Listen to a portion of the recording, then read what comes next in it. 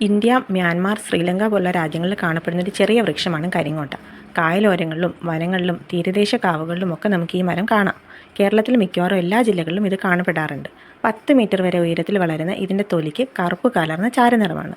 കരിമ്പച്ച നിറമുള്ള തിളക്കമുള്ള ഇലകൾക്ക് 15 തൊട്ട് 25 സെൻറ്റിമീറ്റർ നീളവും 5 തൊട്ട് 6 സെൻറ്റിമീറ്റർ വരെ വീതിയും കാണും. കരിങ്ങോട്ടയുടെ തൊലി, ഇല, കാതൽ, വിത്തിൽ നിന്നെടുക്കുന്ന എണ്ണ എന്നിവയെല്ലാം ഔഷധമായിട്ട് ഉപയോഗിക്കാറുണ്ട്.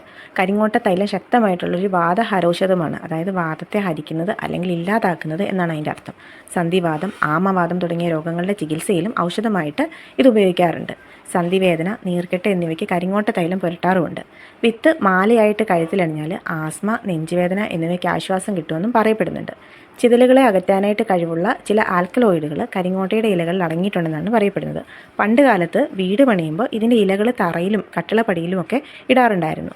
ഓല മേഞ്ഞ വീടുകളാണെങ്കിൽ ഓല മേയുന്നതിന് മുമ്പായിട്ട് ഉത്തരം, കഴുക്കോല് എന്നിവയിൽ കരിങ്ങോട്ട ഇലകൾ വെച്ച് കെട്ടിയതിന് ശേഷമാണ് ഓലകൾ മേഞ്ഞിരുന്നത്. വിറക് പുരകളിലും ചിതലിൻ്റെ ശല്യം ഉണ്ടാകാതിരിക്കാനായിട്ട് ഈ മരത്തിൻ്റെ ഇലകൾ വിതറാറുണ്ടായിരുന്നു.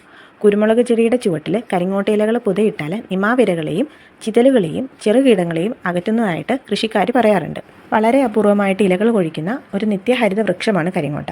വീട്ടുപറമ്പുകളിലും തീരദേശങ്ങളിലും ഇടനാട്ടിലെ പാതയോരങ്ങളിലും വെച്ച് പിടിപ്പിക്കാൻ അനുയോജ്യമാണ്.